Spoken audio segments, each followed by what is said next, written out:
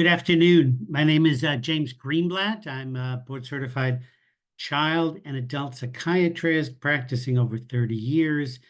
And for most of my career, I've been treating patients, children, and adults with eating disorders, anorexia nervosa, and binge eating disorder. And what I want to share with you today is one small aspect of an integrative and what we call functional medicine approach to binge eating and food addiction. Yes, food addiction. It's a controversial concept in the eating disorder world, but for those of us who've been treating patients for a long time, it is a significant problem that can be treated. And that's what I will share some information today with you, focusing on just one aspect of therapy, amino acid precursor treatment.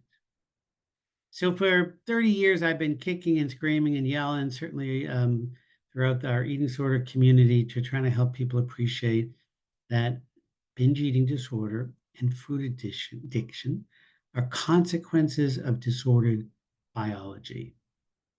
Not willpower, not motivation, not anything other than brain chemistry that has gone awry.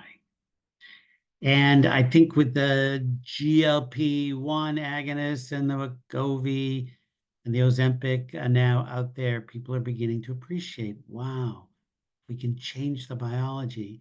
We can change appetite, hunger, and create major shifts in this world of disordered eating. Not that I'm recommending Ozempic, we'll talk about it, but I am sharing with you something that's been clear to me. And now I think the community of scientists that binge eating and food addiction are disordered biology. And as a psychiatrist, this is the world that I have engaged with patients, listening to this roller coaster of shame and guilt and binge eating that is overwhelming. And we all can appreciate what this is like, being told to diet and exercise, and then failure after failure. Self-esteem plummets, and the rest is quite clear. So what we are going to do, which I've spent my career doing, is helping people get off this roller coaster by looking at the biology, physiological changes that affect appetite and, for some, food addiction. So I'm going to start with scrambled eggs. And I'm going to tell you a story about when I was actually in high school. A friend of mine's family owned a Chinese restaurant.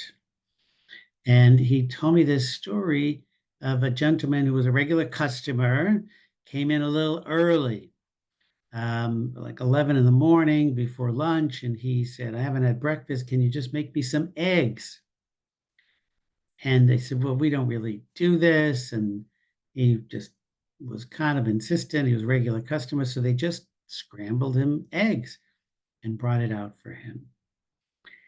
And he loved it, said the best eggs he ever had, and came back on a regular basis to get eggs at this Chinese restaurant in what I would say, God, would have been the 1970s.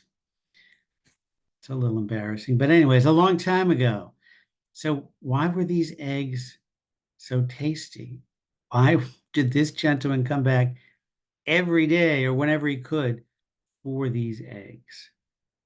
Well, it's pretty simple, and it's the beginning of this concept of when we talk about food addiction in other discussions. In the 70s and 80s, remember the Chinese restaurant syndrome? Have you ever looked at these Chinese restaurants where you can look at the window? There's these big buckets of this white powder, MSG, and they throw tablespoons on every dish. And guess what? the food tastes better and it's actually addictive.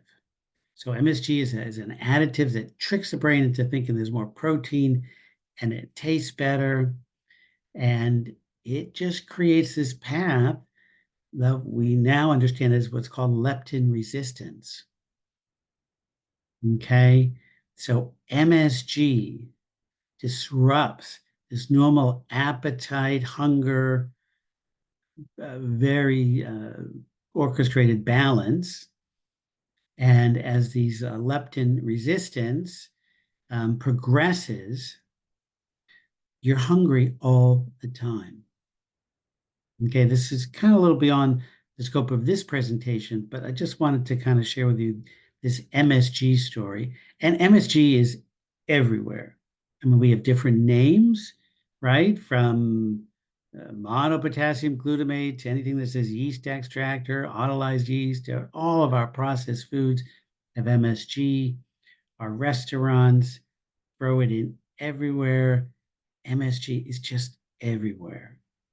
So it's just an example of one of the many things that I talk about to help people appreciate this concept of food addiction. Now, not everyone responds to MSG the same way.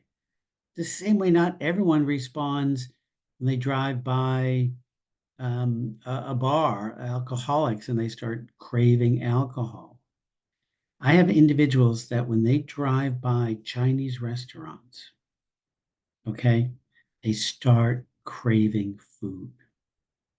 Okay, the MSG is an addictive substance. And now, if you see here, this is McDonald's. So we took it out. A lot of Chinese restaurants say no MSG, and that's great. But over the past 10 years, we've kind of forgotten about it. It's not really discussed. And McDonald's is bragging about MSG in their chicken sandwich. These are their words, 2020. It's a game changer. It just tastes better. So this is just one example, not the focus of this presentation. And this concept of addiction, whether it be alcohol, cocaine, or certain foods, goes through the same cycles. There's the binge, right? Whether we're at the bar drinking, it's the withdrawal afterwards with this negative, dysphoric mood and affect, and then you start the cravings again. And this mechanism is the same on PET scans in terms of physiology and in terms of psychological distress, whether it's sugar, whether it's cocaine or alcohol, and we're going to talk about ultra processed foods as well. So this concept of addiction has to be understood when we talk about food. So the message that I have been trying to articulate to the community, both eating disorder professionals and consumers struggling with binge eating disorder, is we all need to appreciate the driving force is not a choice of whether to binge. It is not willpower, but the body and brain being unable to regulate appetite. Okay?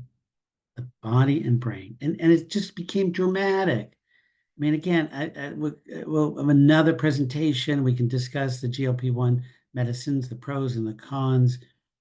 But what it has done, it has completely revolutionized our concept of appetite, satiety, and our ability to control the intake of food by a simple injection done once a week. You're just not hungry. So it throws our willpower, our cognitive behavioral program, and everyone knows now that Weight Watchers and Noom all now are using the injections as part of their programs when a year ago they rejected them. But it just puts on the map that binge eating and food addiction is biological.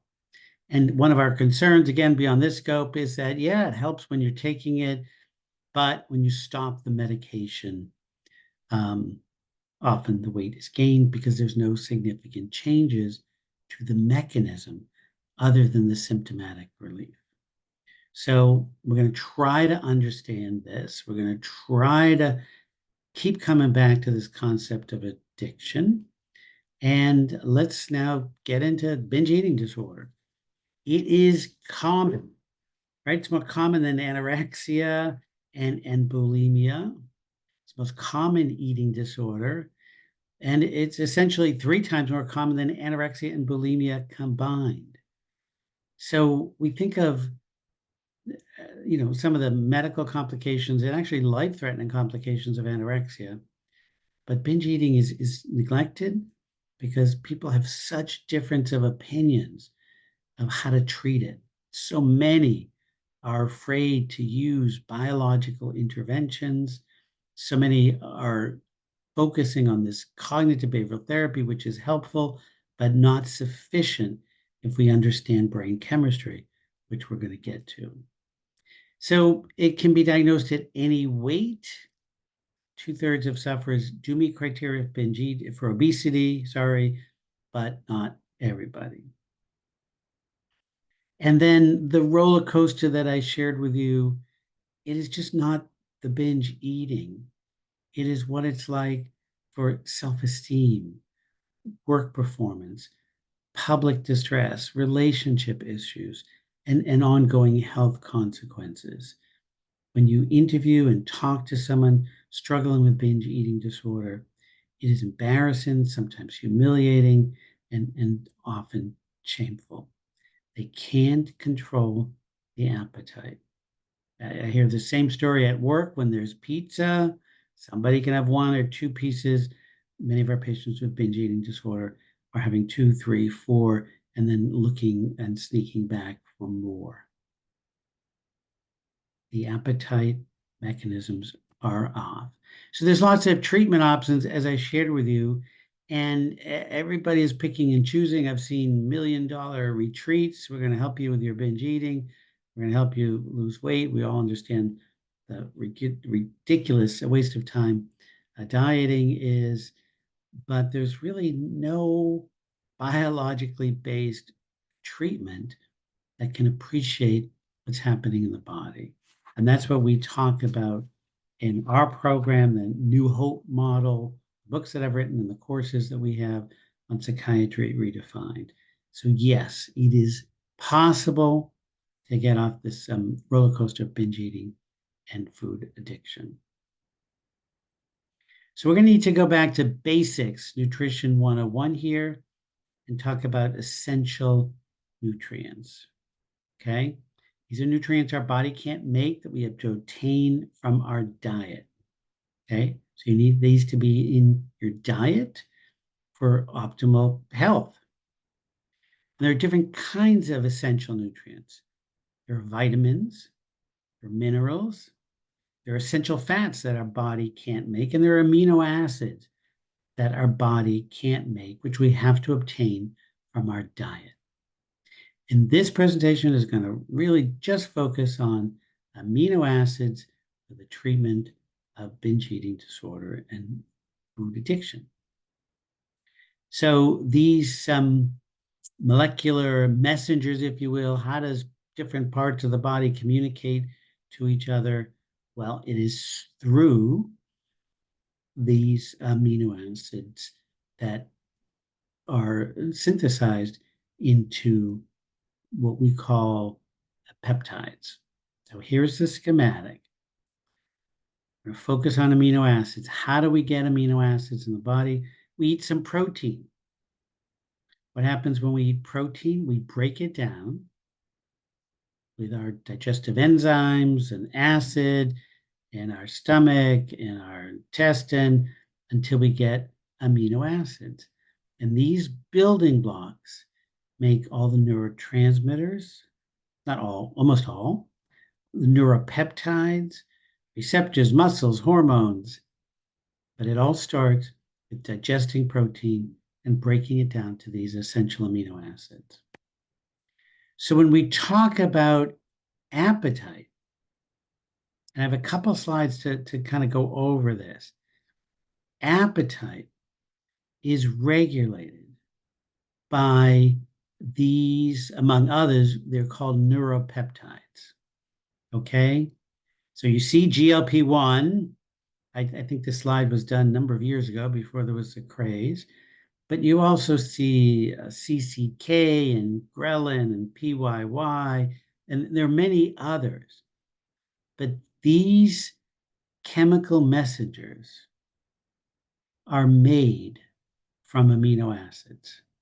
So GLP-1, the big rage now, it's made from 30 amino acids. 30 amino acids get together, make GLP-1. Okay, and all these other are also made up of amino acids. So here's another way of describing it. There's a couple addition of the list. There's NPY and MC4. Anyways, all these neurotransmitters, all of the chemicals that you're seeing on this slide are made up of amino acids. Amino acids that your body needs to get from your diet, digest them, and then put them back together to make these, what we call peptides, neuropeptides. And these neuropeptides control hunger, satiety, and regulate your appetite. Okay?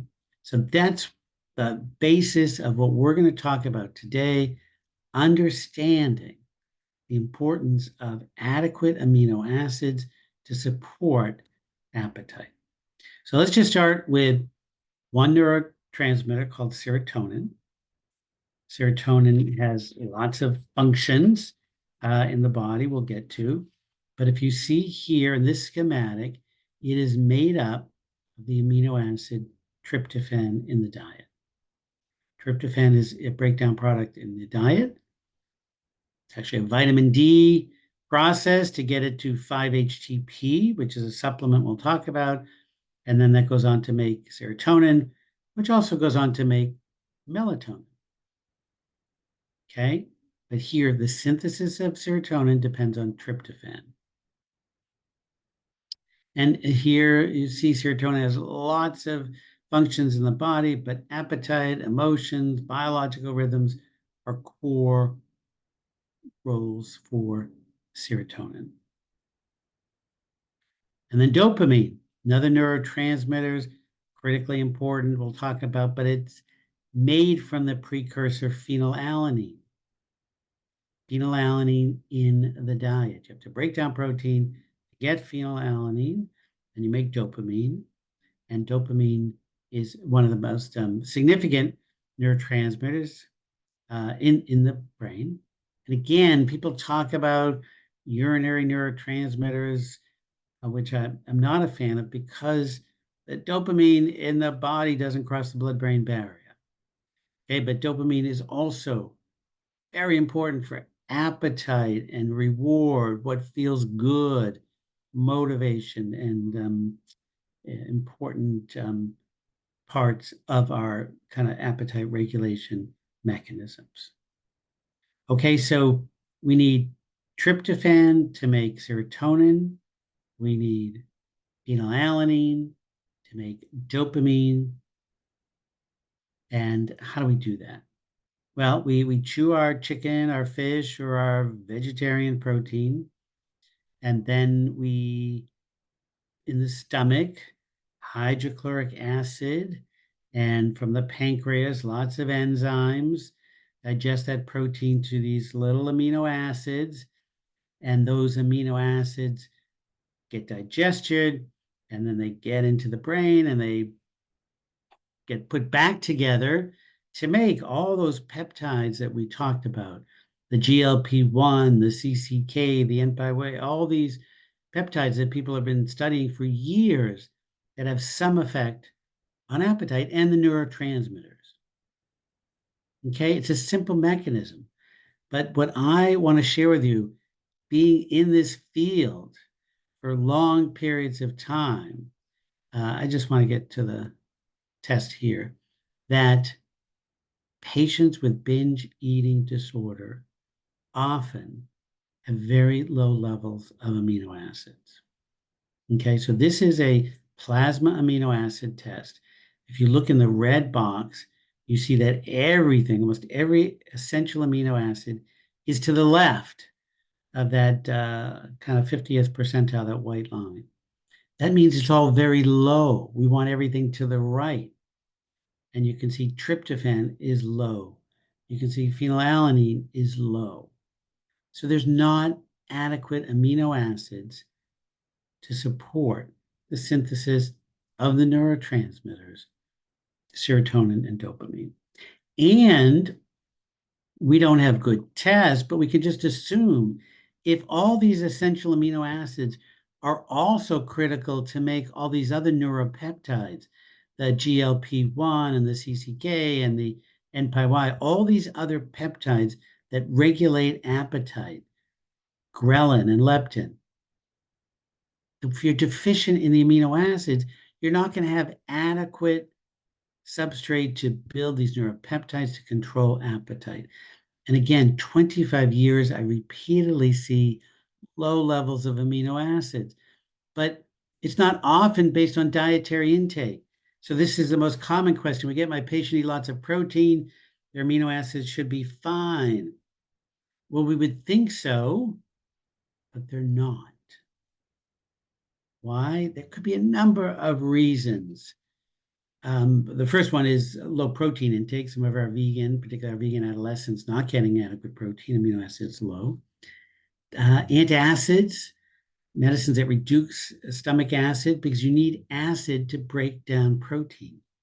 Chronic stress shuts off the kind of digestive system in a way that makes it very challenging to digest protein. And what I want to take a few minutes to talk about is just low stomach acid. Low stomach acid, we see it all the time, particularly in our patients with binge eating disorder. So you need acid. Acid in the stomach is so powerful, it can burn a hole in wood, but it starts the process of breaking down protein. And it also stimulates the whole digestive cascade. So the stomach has to be acid. And one of the most dramatic things that I see in a psychiatric practice is these low levels of amino acid. So not only do we see binge eating disorder, but we see depression and fatigue.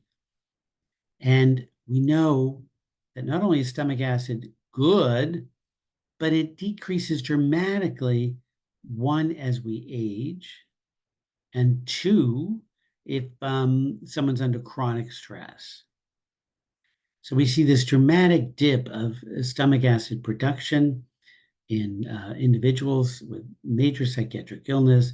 And we know of acid, sorry.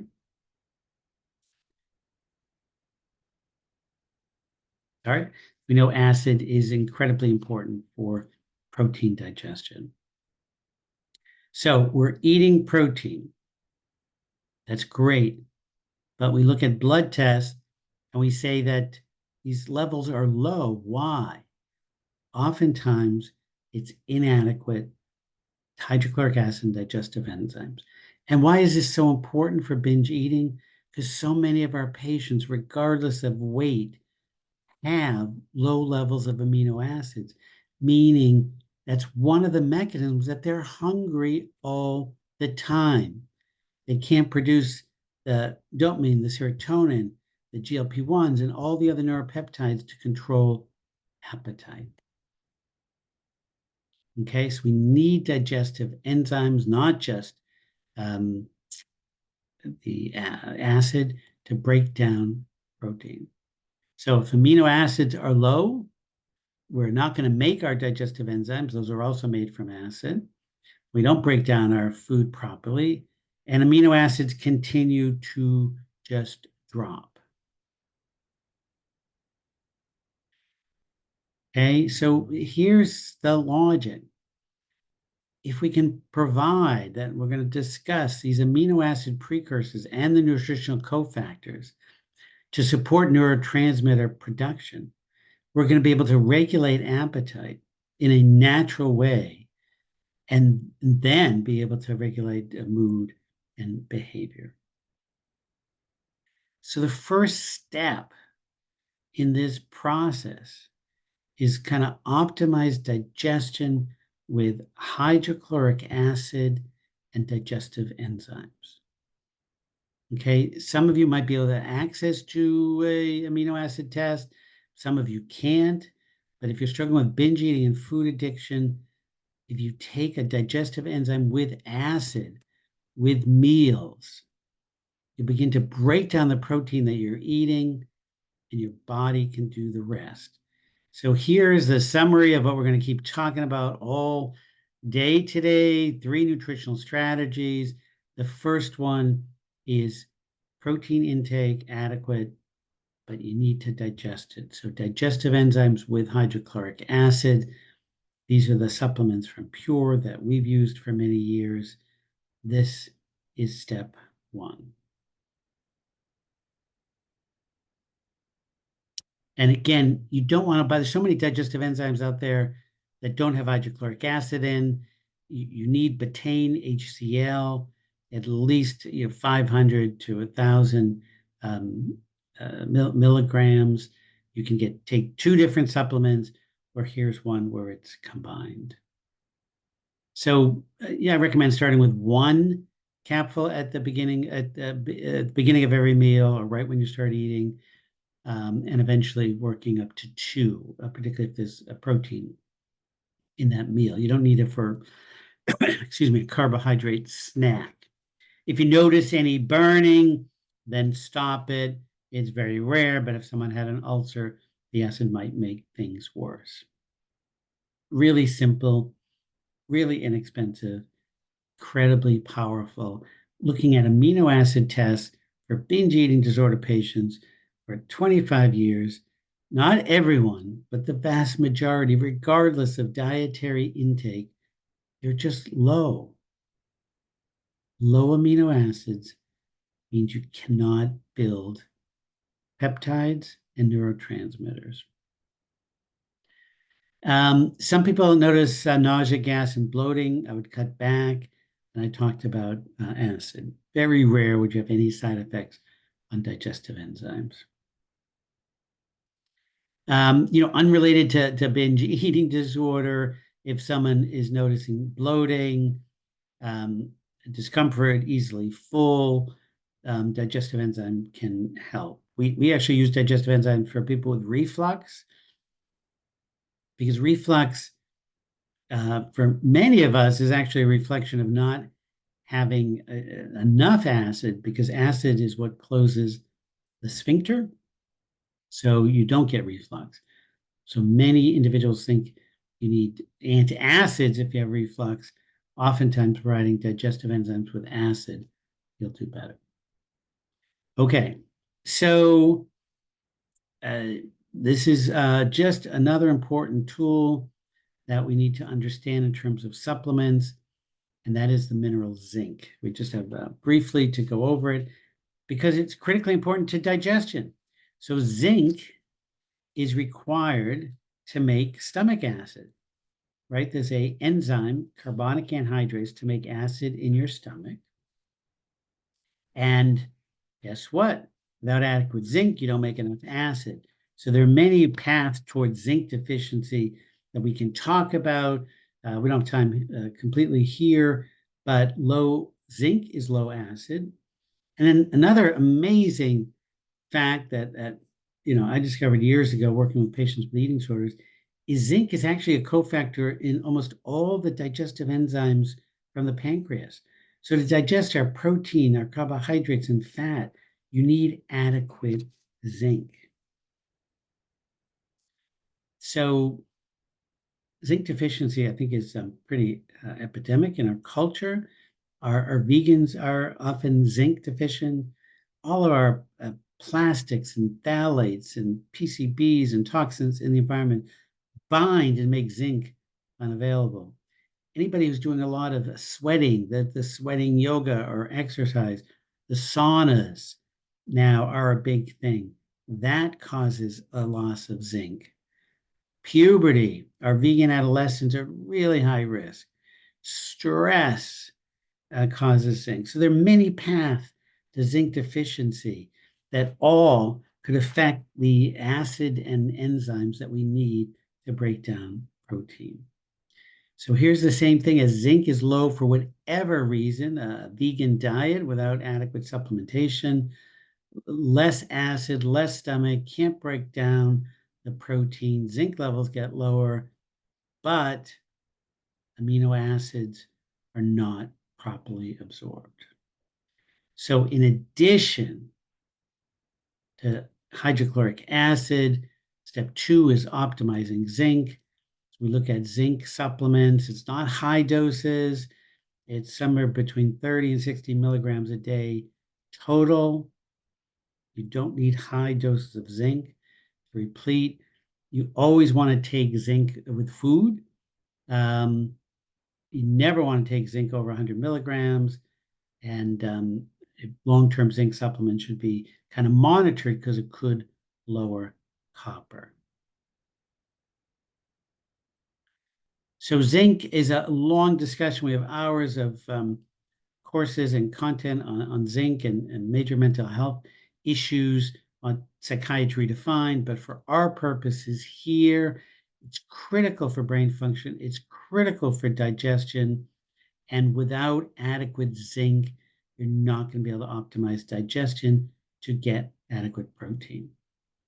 So now we're going to get a little more specific. We're going to try to digest the food that we're eating with digestive enzymes, right? We're going to try to have adequate zinc to make these enzymes. And then let's just go to Marsha again. And we need to kind of understand how we can treat these low amino acids. Okay. And these low amino acids can take time if we're doing it by diet. But one of the things that I've used for many, many years is when someone is symptomatic with binge eating or fatigue or depression, they have these low levels of amino acids. We use free-form amino acids. Okay, these are just powders of the essential amino acids. Okay, I shared with you that there are essential vitamins, minerals, fats our body can't make, and there are essential amino acids that our body can't make. We need to obtain it from our diet. But what is nice about these powders is that they have the essential amino acids, so there's no digestion that you need to do. They're just easily absorbed and utilized, and people feel better quickly. And again, these aren't protein powders because if an individual is eating adequate protein, okay, and they're not digesting it, they have low levels of amino acids, we don't want to give them more protein. We want just the amino acids. So we're looking at free-form amino acids. The most important thing, there are a lot on the market. You have to find one that has tryptophan. Okay, it's a kind of a long story, but because that's one of the essential amino acids. If it's tryptophan is not in the product, it can create more problems. It can actually create depression and anxiety. So there are pills out there, but you need a lot of pills to get adequate. We use 1 scoop of Amino Replete at least twice a day on an empty stomach, so it's easily absorbed. I just want you to think for a minute. These are the essential amino acids that you or your patient's bodies need to make all the peptides, all the neurotransmitters to control appetite, hunger, satiety. So we're giving it to it in a form that's easily absorbed. There's no mechanism, and patients feel better in a couple of weeks. It's not the only part of the treatment, but it is one of the more important parts. So I think each scoop is 4 grams, could be 15 to 30 minutes before meals. Again, you don't want to take this in a protein drink. You want to take it in your water or diluted juice, something that's not going to have adequate protein. Okay. So how are we treating binge eating disorder, food addiction? We are going to start with making sure there's adequate protein, adequate enzymes with acid, and then we're going to give all the essential amino acids in an easily absorbed form.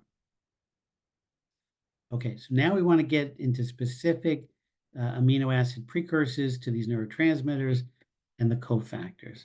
So I shared with you tryptophan goes on to make serotonin.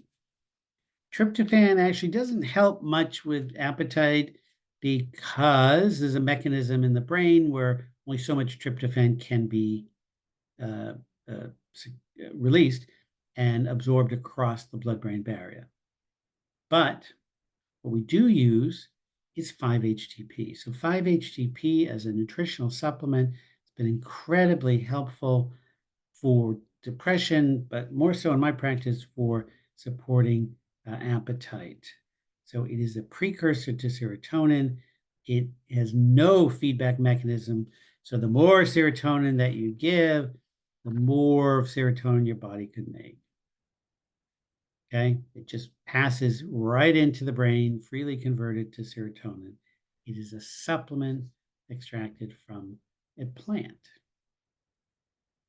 So we have some research on 5-HTP many years ago. Here's 80s and 90s, but not a lot of great research. Nobody's going to do research on something that costs pennies um, versus a $10,000, drug, or I guess it's $1,000 a month for these GLP-1 agonists. But here, 19 individuals taking 5-HTP or placebo, unrelated to dietary changes, reduction in average caloric intake. And another study in the 90s, 12 weeks weight loss and appetite changes. So, I mean, these aren't great studies and the dosages vary. So we couldn't go up, and present this as a particularly solid research, but clinically, myself for 25 years and numerous physicians around the country have been using 5-HTP, have seen significant differences. So 5-HTP, the precursor to serotonin. I want to now talk about phenylalanine, the precursor to dopamine. Okay, again, phenylalanine is the amino acid that is broken down from the protein. And you're not going to break it down if you don't have adequate enzymes and acid.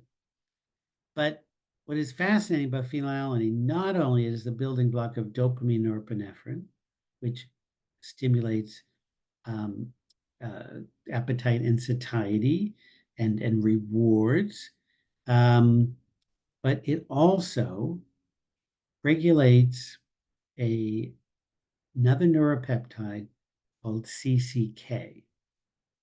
And this is just fascinating. It's an amino acid that stimulates CCK.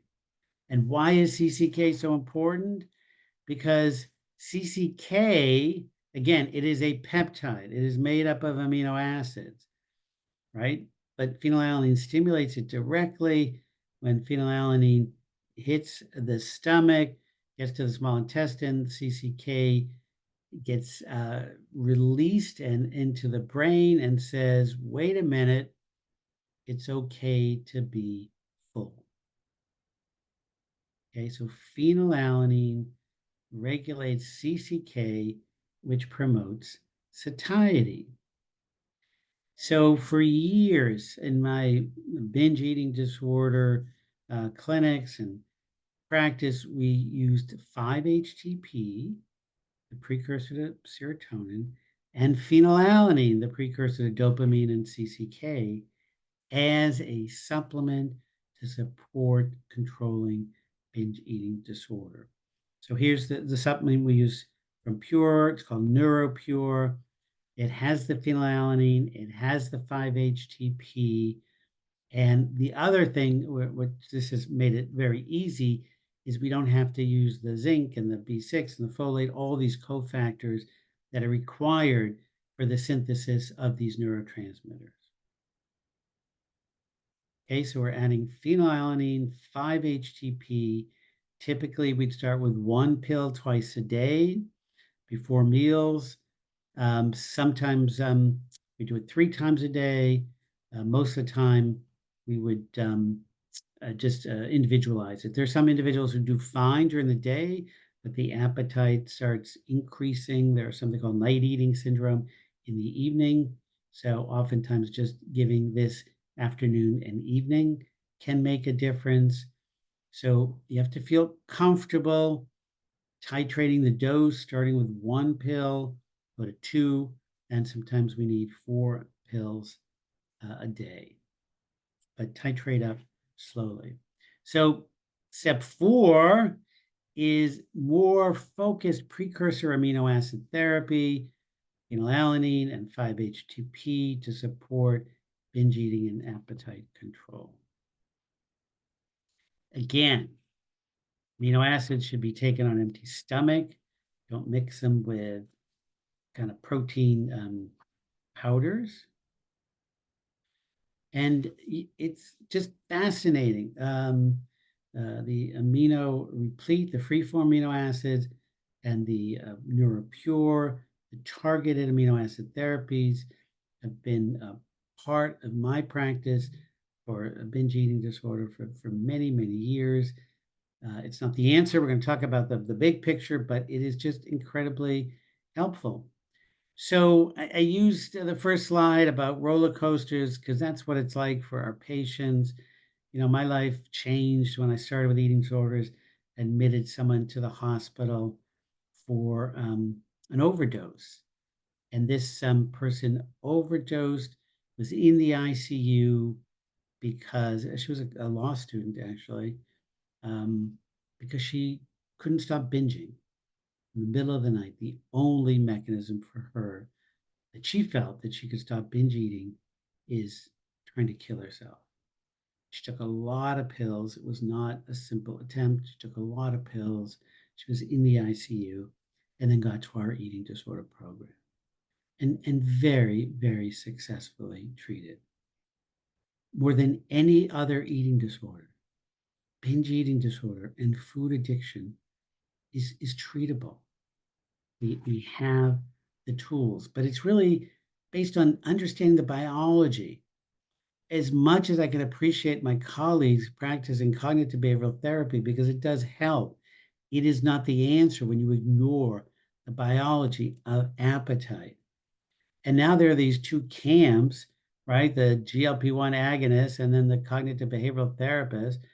But it can be combined as we understand some basic principles. So just to review, my whole presentation started with we need to have adequate amino acids to make neurotransmitters and neuropeptides, the peptides that control appetite. And I might have listed 10, but there are many, many more. Some we probably haven't even discovered. There are different research units that are just studying this one peptide to control appetite. And I think our creator was just too smart because if we just had one mechanism of hunger and appetite, right? If it was just one hormone like GLP-1 or CCK, and if something happened or there was some genetic defect, then we wouldn't eat, right? And the species would die out. But to have multiple mechanisms controlling appetite and hunger just makes sense. But the vast majority are just based on adequate protein in the diet, but more importantly, adequate amino acids circulating the body to get into the brain to make these chemicals. And here you'll see some of the ones that are out there a lot. These are all made up of amino acids.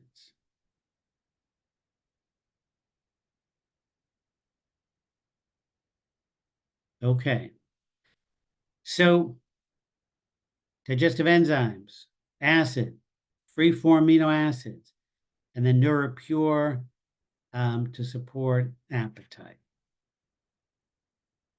So adding biology into the equation goes from just randomly guessing, which is just so frustrating to me in our field of integrative medicine, where people just take these guesses and just throw supplements at patients to really targeted treatment. And, this has been my mantra for many, many years. We talk about nutrition, it's not alternative health. It's fundamental in the foundation to every aspect of human biology. And in my career, fundamental to the functioning of the brain, and it's critical for depression, anxiety, and all other major psychiatric illnesses.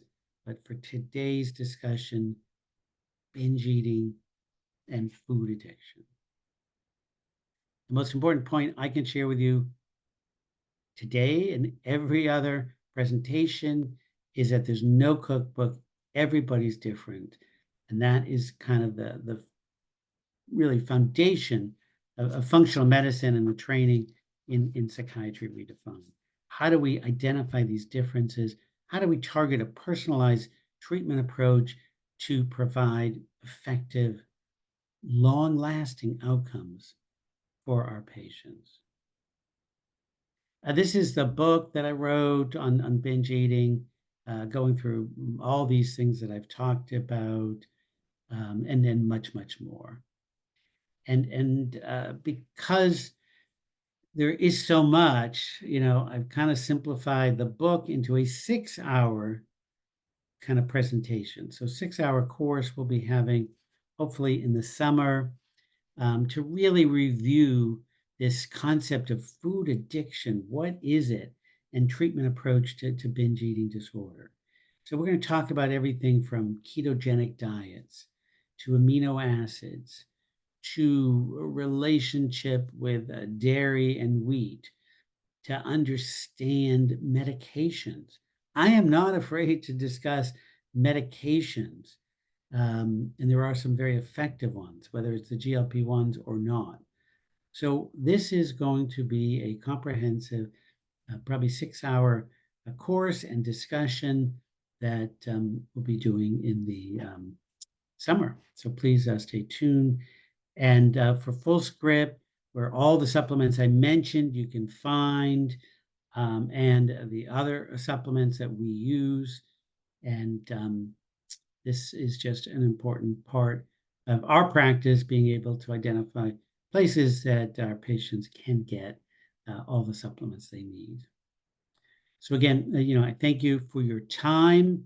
I just in this brief presentation wanted to just share a little snippet of how we can treat binge eating and food addiction with amino acid therapy. There are many, many more biological approaches that we can utilize. And when it includes medicine, we can do it safely and we can do it on a short-term basis if needed. Thank you very much for your time.